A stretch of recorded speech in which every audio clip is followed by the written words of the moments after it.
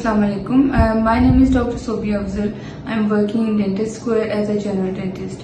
आज जो मेरा टॉपिक है जो मैं डिस्कस करूंगी that is bruxism.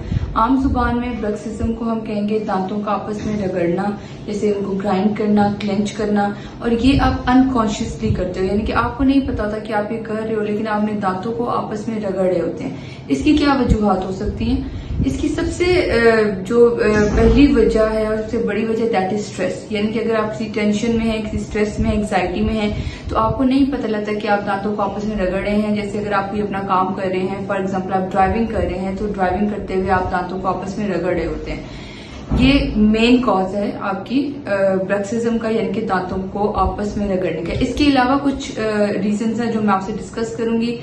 That is smoking, यानी कि अगर आप सिगरेट का इस्तेमाल कर रहे हैं that is the main cause of bruxism. इसके अलावा अल्कोहल का इस्तेमाल, इससे भी ब्रक्सिज्म होता है।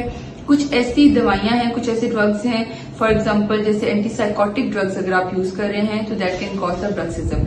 इसके अलावा अगर आपके कुछ दांत मिसिंग हैं या एबनॉर्मल बाइट है that can also cause bruxism.